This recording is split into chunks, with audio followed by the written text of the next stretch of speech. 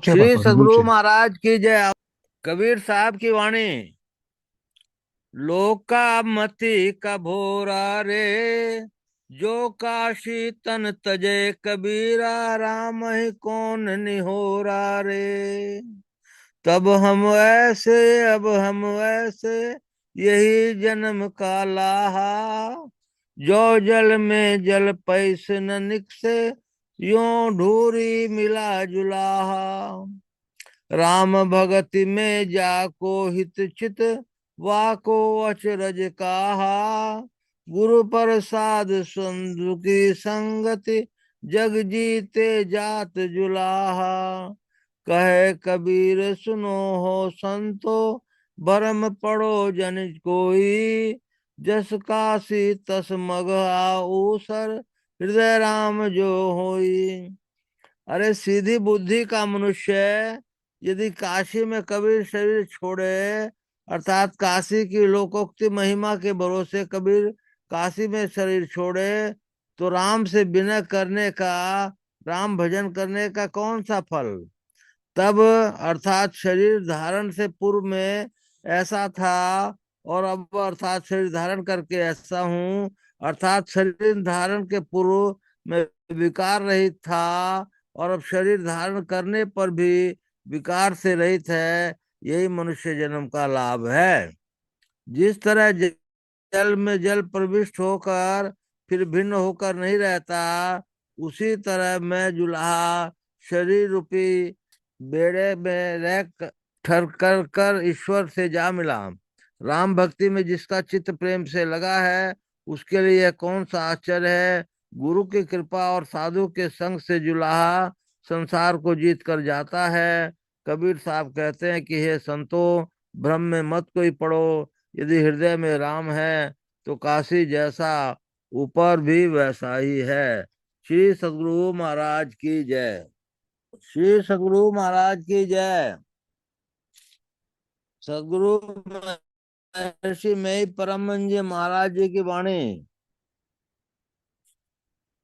संसार विषय है, संसार की संभाल करते संसार के पार में देखो। संसार की संभाल बहुत जरूरी है, साथ ही यह भी जरूरी है कि संसार के उस पार में देखो। संसार में जब तक जीवन रहता है, तब तक इसकी संभाल किए बिना आराम नहीं मिलता। संसार के पार में क्या है, इसकी यदि खबर नहीं लो, तो वह आराम, जिस आराम के बाद कोई तकलीफ नहीं आती, जिसके बाद कोई दूसरा आराम पाने की इच्छा नहीं होती, वो आराम नहीं मिलता। संसार में बहुत थोड़ी देर का आराम मिलता है। इस आराम या चैन का सुख क्षणिक है, अपूर्ण है। किंतु संसार के बाद का सुख कल्याण पूर्व का नित्य है।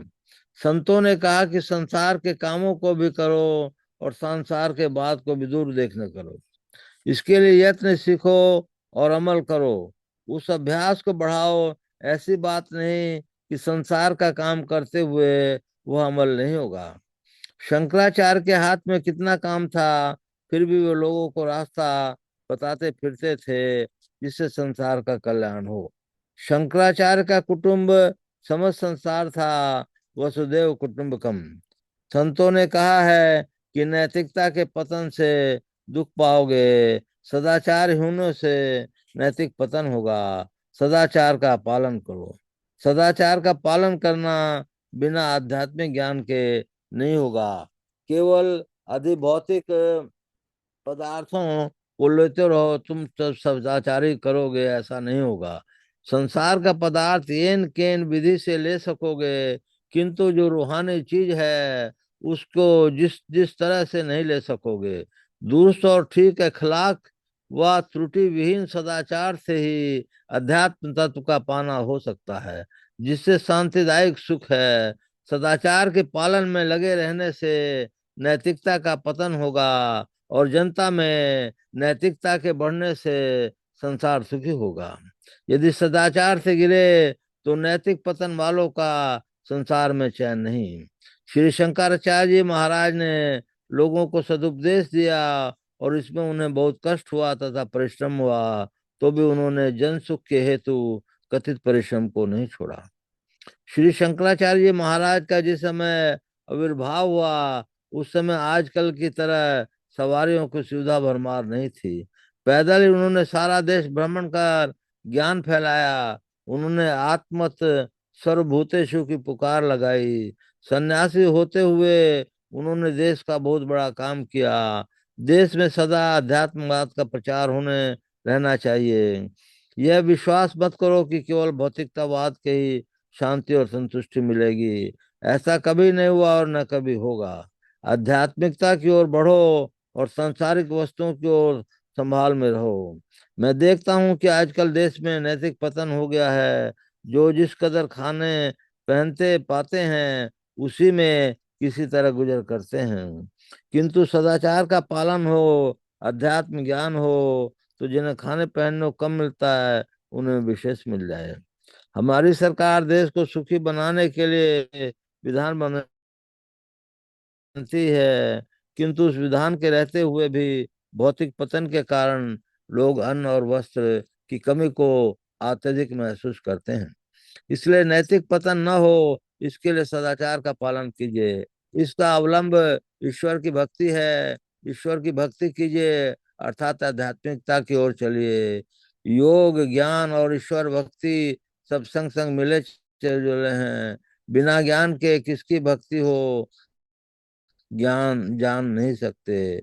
भक्ति सेवा को कहते हैं। सेवा में क्या ईश्वर का पैर दबाया जाए या उसकी कोई बीमारी है तो उसको चिकित्सा की जाए, परंतु परमात्मा के लिए सेवा नहीं है। यह सेवा साधारण लोग के लिए है। एक राजा शिकार खेलने के लिए जंगल में गया। वहां उसने भोले भाले सुंदर बालक को देखा। उस बालक की सुंदरता पर मुग्ध होकर राजा ने उसे अपने यहाँ ले जाने की इच्छा उस बालक के समक्ष प्रकट की। बालक बोला, राजा, यदि तुम मेरी शर्तों को मंजूर करो तो मैं तुम्हारे साथ जाऊं। शर्त यह है कि मुझे खिलाओ, तुम मत खाओ। मुझे अच्छे अच्छे वस्त्र पहनाओ, तुम मत पहनो। तथा मुझे मुझे सुलाओ, तुम मत सो। तुम जाकर मेरी रक्षा करो। राजा ने कहा, ऐसा नहीं होगा, किंतु मैं जैसा खाऊंगा तथा पहनूंगा उसी तरह के तुम्हें खिलाऊंगा और पहनाऊंगा। और जिस तरह मेरे सोने के पहरेदार लगा पहरा करते हैं उसी तरह तुम्हारे सोने पे पहरा होगा। बालक बोला, मुझे ऐसा मालिक नहीं चाहिए। मेरा मालिक तो मुझे खिलाता है किंतु स्वयं नहीं खाता। मुझे वस्त्र पहनाता है, स्वयं नहीं पहनता। मैं सोता हूँ वो जाकर मेरा पहरा देता है। परमात्मा के लिए खाना पीना पहनना सोना नहीं। प्रभु की सेवा क्या होगी? उसके पास जाओ, अपने को उनके पास हाजिर करो, यही सेवा है। अपने को ईश्वर के चरणों में समर्पित करो, यही संयम है। संयम के पालन के साथ त्रिवेणी पर सुमिरन करो। ऐसा ही सेवक ईश्वर से मिलता है। सदाचार का पालन जरूरी है। सदाचार के पालन से संसार में सुख और परलोक में भी मोक्ष मिलेगा। सब लोगों को इसका पालन करना चाहिए। श्री सद्गुरु महाराज की जय। आज रविवार का दिन है। किन्हीं को कहना है तो 2 मिनट के लिए कह सकते हैं। बोलिए प्रेम से श्री सद्गुरु महाराज की जय। बोलिए प्रेम से श्री सद्गुरु महाराज की जय। मंगल मूर्ति सतगुरु मिल में सर्वाधार। मंगलमय मंगल करण विनो बारंबार। धन्य धन्य सद्गुरु सुखद महिमा कही न जाय। जो कुछ कहूँ तुमरी कृपा मोते कछु न बसाय। पुनश्च सब धरती कागज करूं लेखन सब बन राय। सात समुद्र की मसी करूं गुरु गुण लिखा न जाए। बोलिए प्रेम से श्री सद्गुरु महाराज की जय। अव्यक्त रूप से विराजमान संत सद्गुरु महर्षि में ही परम मंजी महाराज के श्री चरणों में कोटि कोटि नमन, कोटि कोटि नमन, कोटि कोटि नमन।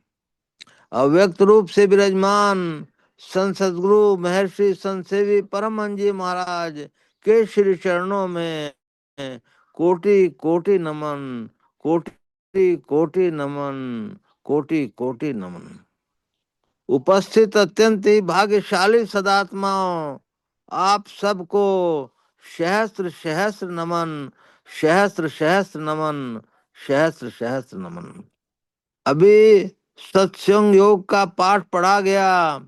मोक्ष के द्वार पे चार द्वारपाल रहते हैं, और सदगुरु के करुणा के बिना विषय त्याग दुर्लभ है, तत्व दर्शन दुर्लभ है, आदि आदि।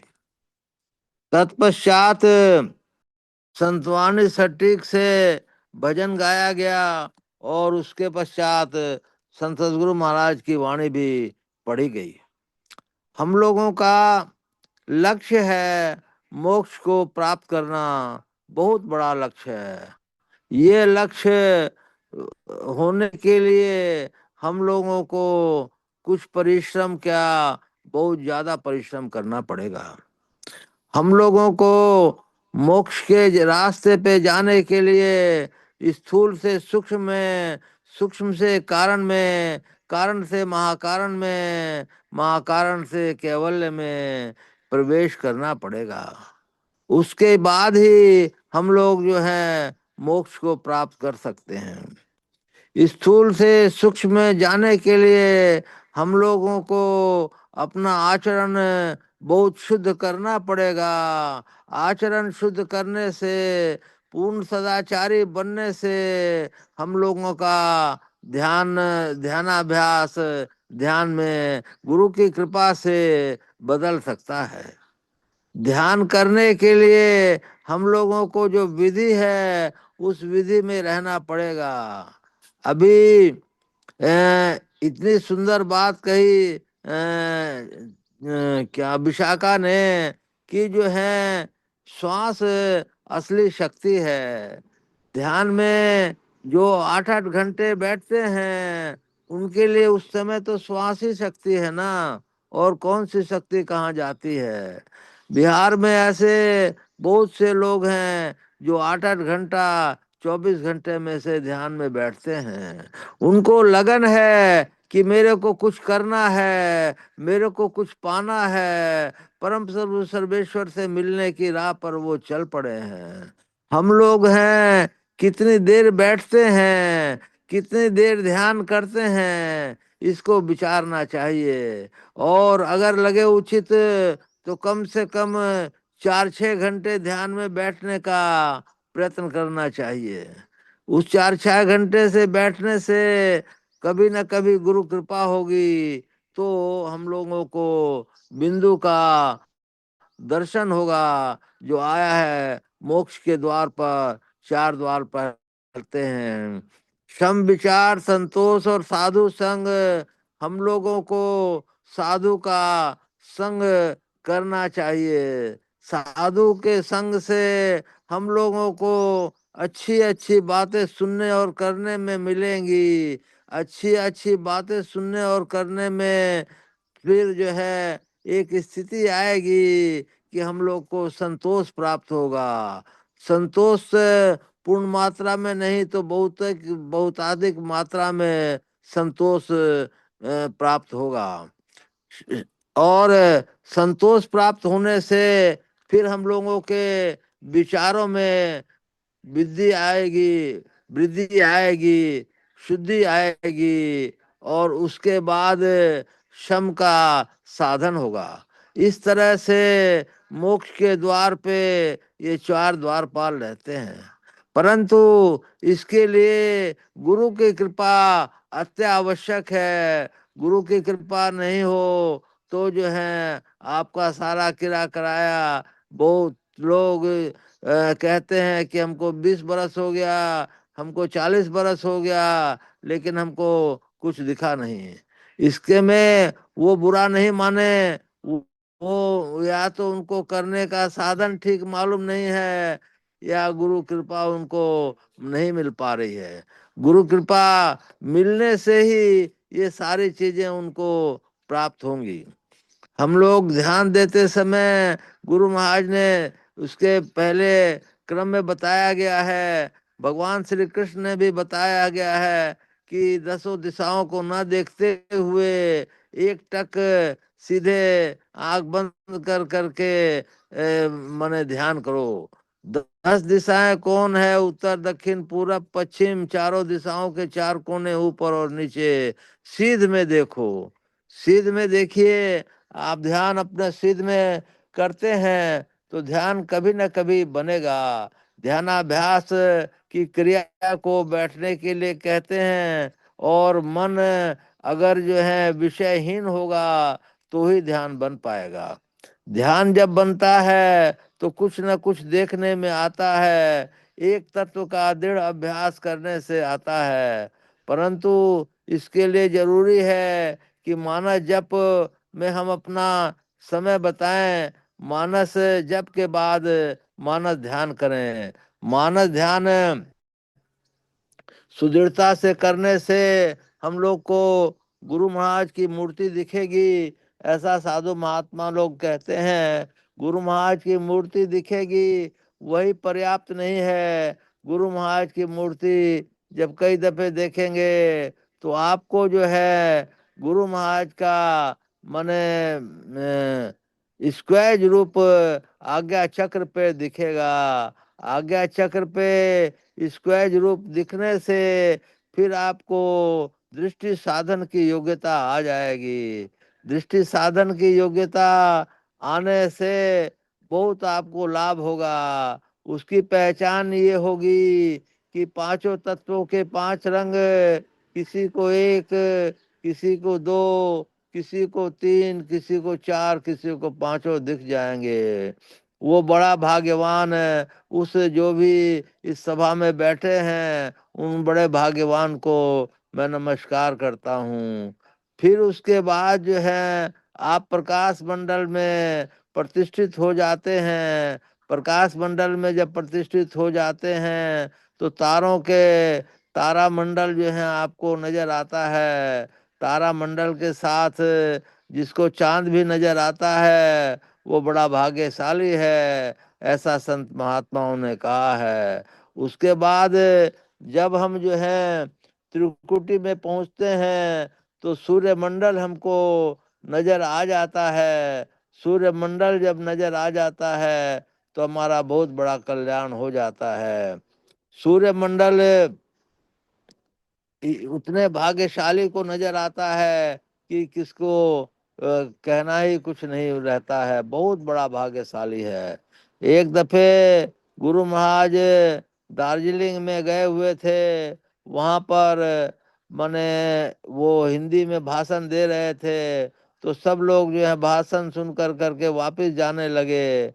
उन्होंने महात्माओं से पूछा कि क्या हुआ, ये लोग क्यों जा रहे हैं? तो बोले कि ये लोग बंगला समझते हैं, हिंदी नहीं समझते हैं। तो गुरु महाराज ने फिर बंगला में बोलना शुरू किया। सब लोग वापस आ गए।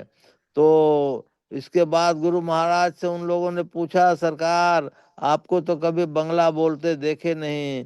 बोले अरे इसमें है क्या, ये तो त्रिकुटी महल में विद्या सारा सारा विद्या त्रिकुटी महल में है। उसमें पहुंचने पे कुछ भी बाकी नहीं रहता। तो आप त्रिकुटी महल में सारे विद्याओं, सारे साइंस, सारे हाथ रूबरू होकर के खड़े हो जाते हैं।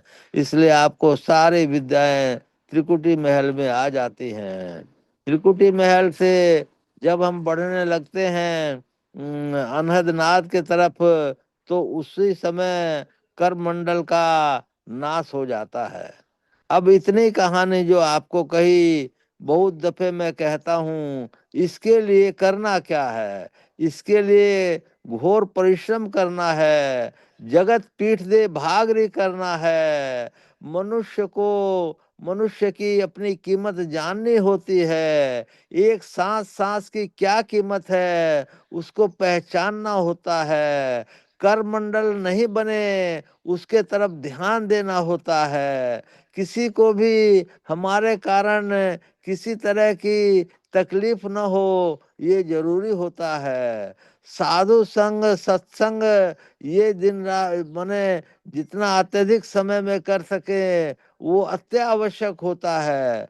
संसार के मोह से छुटकारा लेना होता है। एक एक दिन की, एक एक सांस की कीमत समझने का जब अभ्यास हो जाए मन में कि मेरी प्रत्येक सांस कीमती है, तो ही वो मनुष्य इस स्थिति को पहुंच सकता है।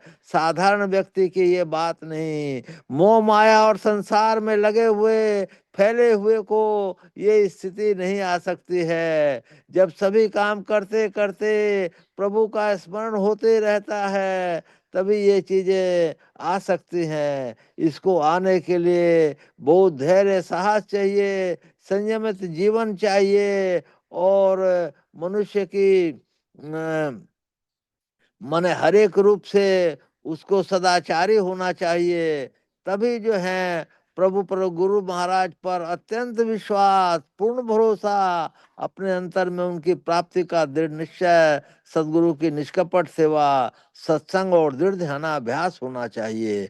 कम से कम जिसको इस स्थिति में जाने की थोड़ी सी भी इच्छा है, तो उसको माने कम से कम ये सोचना चाहिए, मैंने तो सोचा हो नहीं पाता है, शरीर बूढ़ा हो गया, लेकिन 6 घंटे का कम से कम ध्यानाभ्यास करना चाहिए। वो ध्यानाभ्यास ही आपको ऊंचे पहुंचाएगा। शरीर होने से लेटे लेटे ध्यानाभ्यास कीजिए, बैठे सुने सभी सत्संग की बातों में इन चीजों में रस लगाते रहिए, तो गुरु महाराज कृपा करने के ऊपर बाध्य हो जाएंगे।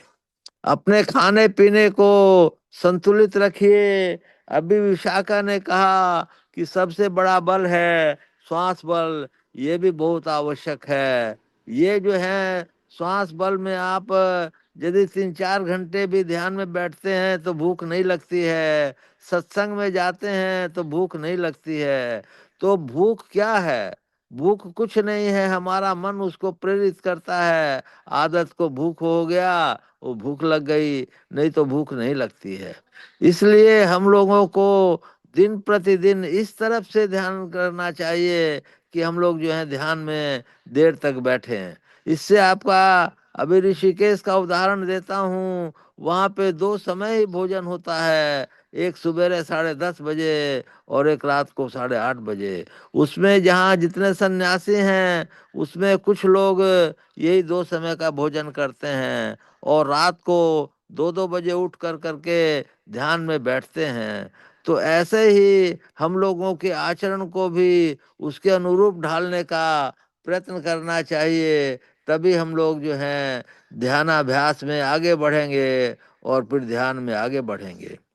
इसके बाद हम लोगों को अनहदनाद के तरफ बढ़ना होता है। अनहदनाद के तरफ पहले तो गुरु महाराज जब दृष्टि योग के साधन करने वालों को शब्द साधना की दीक्षा देते थे, तो वो पूछते थे कि वो माने शब्द ध्यान ये दृष्टि योग का साधन करने में जो पूर्ण हो जाता है, उसको दिव्य दृष्टि प्राप्त हो जाती है।